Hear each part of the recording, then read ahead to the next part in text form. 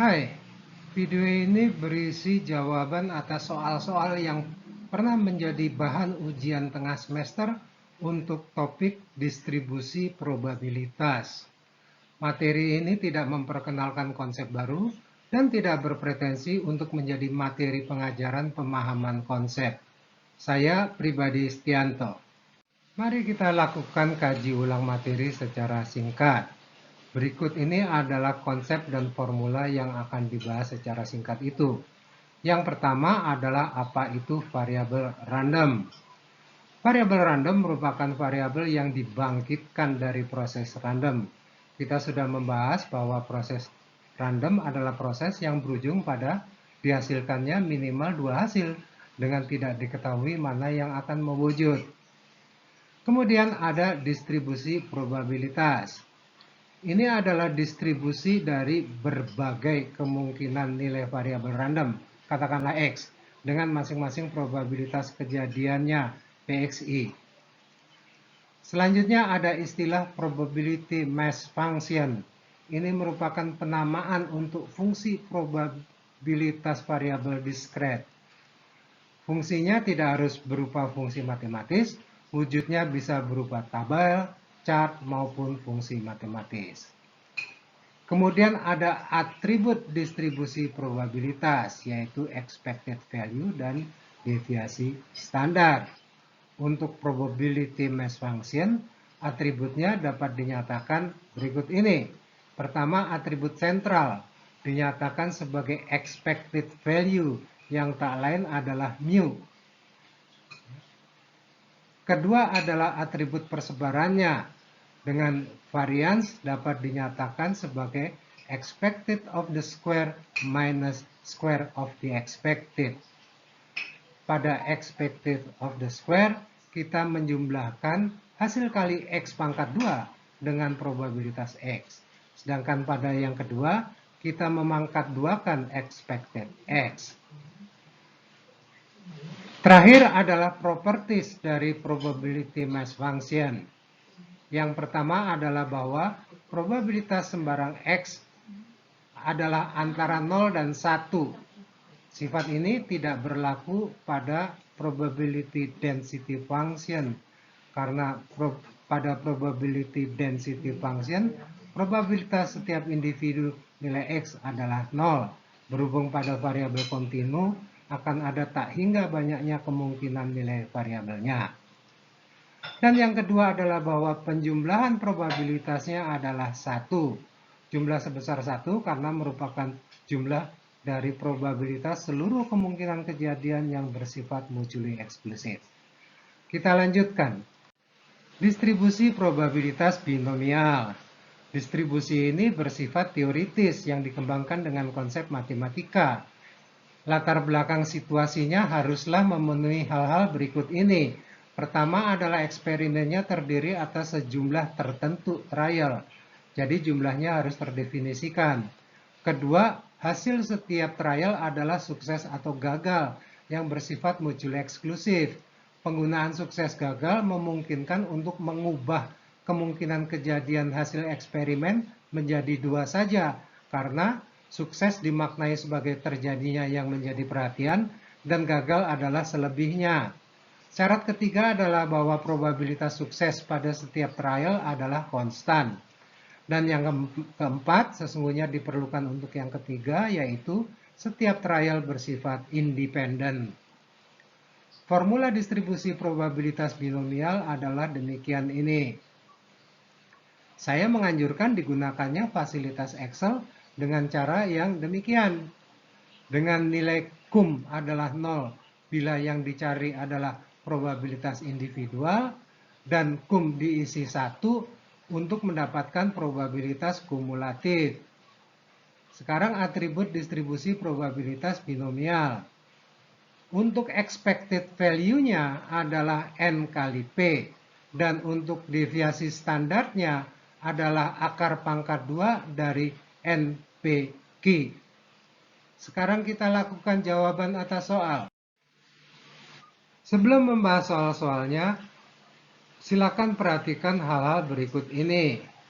Pertama adalah bahwa ada dua jenis soal, yaitu soal pilihan ganda dan soal pilihan majemuk yang diletakkan di emas.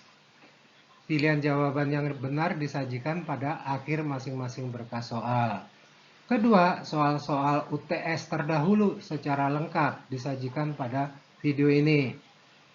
Selanjutnya perlu disampaikan bahwa seringkali Anda perlu pause video untuk memahami soal. Video ini hanya akan jeda sejenak untuk situasi tersebut. Kita mulai dengan soal 1.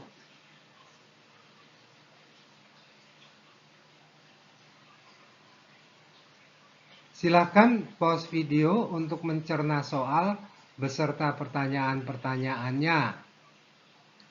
Adapun analisis soalnya adalah sebagai berikut. Ada tabel probabilitas dari variabel random waktu penyelesaian proyek dalam hari. Jadi merupakan soal distribusi probabilitas yang pemodelannya dengan menggunakan tabel probabilitas, bukan chart atau fungsi matematis. Kita teruskan. Saya ulangi pertanyaan A dan tabel probabilitasnya. Pertanyaan A berupa, berapa probabilitas X lebih kecil dari 3 dengan X adalah waktu penyelesaian proyek. Sesuai tabel, beginilah jawabnya. Sehingga probabilitas X kurang dari 3 adalah sebesar 0,25. Pertanyaan selanjutnya saya tampilkan untuk B dan C. Jawaban pertanyaan B. Berapakah expected value dari X dengan X adalah waktu penyelesaian proyek? Formula untuk expected value adalah seperti ini. Yang akan saya hitung secara tabular, demikian ini. Tabelnya saya susun menjadi kolom-kolom untuk kenyamanan melihat. Jadi, expected value-nya adalah sebesar 3,20. Silakan diperiksa pada nilai baris terakhir kolom yang ketiga, yang merupakan penjumlahan dari XI dikalikan probabilitas XI. Kemudian selanjutnya jawaban pertanyaan C. Yang ditanyakan adalah deviasi standar X dengan X adalah waktu penyelesaian proyek. Kita panggil formula yang demikian ini. Saya akan lakukan penghitungan dengan bantuan tabel untuk mendapatkan expected dari square berikut ini. Masing-masing baris adalah perkalian dari X pangkat 2 dengan probabilitasnya. Sehingga deviasi standarnya dapat dinyatakan demikian ini. Menghasilkan nilai deviasi standar X adalah sebesar 1,02956. Kita lanjutkan ke pertanyaan berikutnya. Pertanyaan D. Demikianlah jawabannya. Yang ditanyakan adalah expected value dan deviasi standar biaya proyek. Jadi sekarang variabel randomnya adalah biaya proyek. Sebutlah misalnya itu dinyatakan sebagai Y. Secara tabular, nilai-nilai Y dapat dinyatakan demikian ini. Y adalah dalam juta rupiah. Untuk formula expected value-nya akan menjadi demikian. Pengerjaan secara tabular akan menjadi demikian ini. Untuk X sama dengan 1, maka Y adalah 2,2, yaitu 2 ditambah 1 dikali 0,2 juta rupiah. Sehingga diperoleh expected value dari biaya proyek disimbolkan dengan Y adalah sebesar 2,64 juta rupiah. Sekarang untuk deviasi standarnya. Formulanya akan menjadi demikian ini. Ya. Saya lakukan lagi secara tabular untuk mendapatkan expected of the square yang demikian ini. Ya. Masukkan nilai-nilai yang ada ke dalam formula, sehingga diperoleh deviasi standar biaya proyeknya adalah 0,20591. Kita teruskan ke soal 2. Ini soal 2A. Jadi, begini analisis soalnya.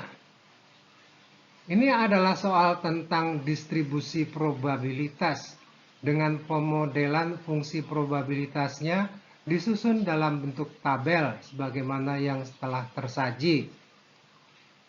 Jawaban pertanyaan A.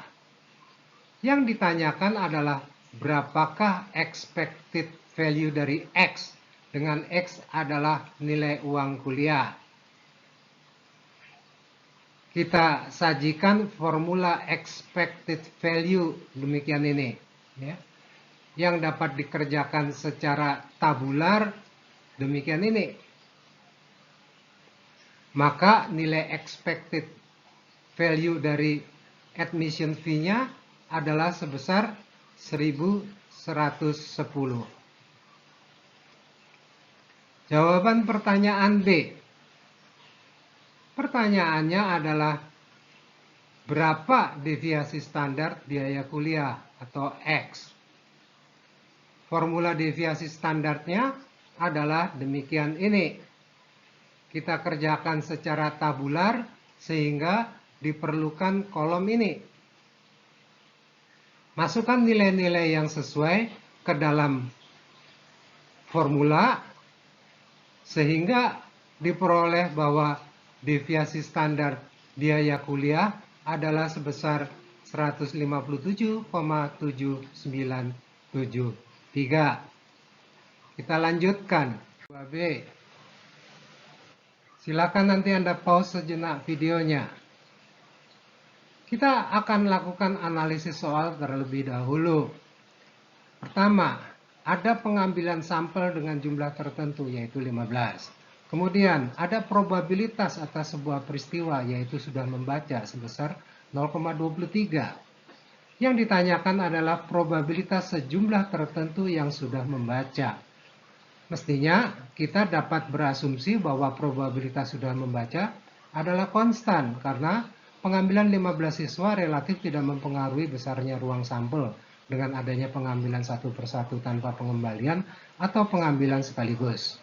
Jadi ini merupakan soal distribusi binomial dengan P sebesar 0,23 dan N sebesar 15. Mari kita panggil formula binomial itu. Ya. Nah, jawaban pertanyaan A. Probabilitas dua peristiwa sukses, yaitu mahasiswa sudah membaca buku, sehingga R adalah sama dengan 2. Ya. Masukkan ke dalam formulanya. Ya. Namun, mari kita hitung dengan Excel dengan cara demikian, sehingga diperoleh bahwa probabilitasnya sebesar 0,1858. Jawaban pertanyaan B. Yang ditanyakan adalah probabilitas kurang dari 4. Jadi, ini pertanyaannya. Ya. Kita akan gunakan Excel. Kurang dari 4 berarti mulai dari 0 sampai dengan 3. Maka formula perintah di Excel adalah demikian ini. Ya. Perhatikan nilai kumulatif diisi sebesar 1, bukan 0. Ya. Maka probabilitas kurang dari 4 yang sudah membaca adalah sebesar 0,5350. Jawaban pertanyaan C. Yang ditanyakan adalah expected value dari kegiatan tersebut, yaitu kegiatan mengambil sampel sebesar 15 itu. Formula expected value dari distribusi binomial dinyatakan demikian ini. Atau bila dimasukkan angka-angkanya akan menjadi seperti demikian, sehingga expected value-nya adalah sebesar 3,45. Mari kita lanjutkan dengan soal lainnya.